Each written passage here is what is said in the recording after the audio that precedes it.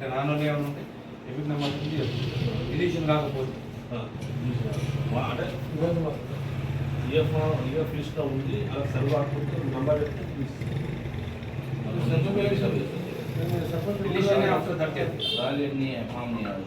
పెడితే తర్వాత మన ఫామ్ చేయలేము మనం ఒక 1 వీక్ ముందే టైం తీసుకోవాలి. అంటే బై మేబీ 17-18 ఒక డెడ్ లైన్ పెట్టుకోవచ్చు, లాస్ట్ డేట్ పెట్టుకొని ఆ డేట్ వరకు ఈఎఫ్ ఫార్మ్స్ అన్నీ స్టార్ట్ చేసుకోవాలి. ఈఎఫ్ ఫార్మ్స్ ఇక 100లో ఒక 90% మాకు అందరి పిఎస్ నుంచి రీచ్ అయితే నెక్స్ట్ 10%లో వాళ్ళు ఏమైనా మనం ఎంక్వైరీ చేయగలం. ఓకేనా? ఇక నేను 24 దాకా వెయిట్ చేస్తా అంటే ఇక మనకు టైం ఉండదు, సైట్ బంద్ అయిపోతుంది, మళ్ళీ వేరే కాంప్లైంట్స్ వస్తాయి.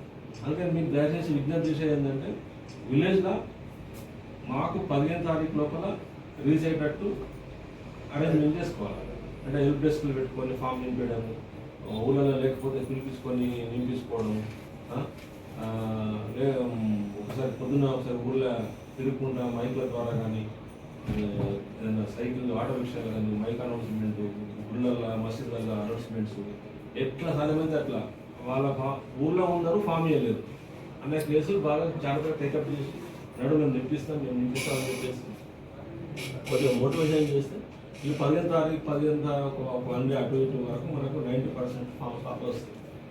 అదే ఈ రోజు వరకు మనకంటే కొంతమంది తీసుకుని ఇక్కడ పడేసారు ఫామ్లు, వాళ్ళు నింపరాగా వచ్చింది, ఎవరు పోతే నింపమంటే లేదు, అది పెద్ద టెన్షన్.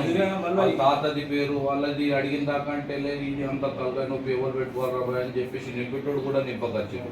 ఇది మీరు అనేది ఏంటంటే మీరు ఎవరెవరు బూత్ వైజ్లో ఎవరికైనా పెడితే అట్టి తొందరగా అయిపోతుంది సార్. మీరు చెప్పినట్టు 15 లోపల అయిపోతుంది. ప్రతిరోజు మేము కూడా పోయి మాకు లేదని చెప్పి ఇంటి నుంచి పిలిపించి వాళ్ళకి రాపియచ్చు. గ్రూప్లో షేర్ చేస్తాం.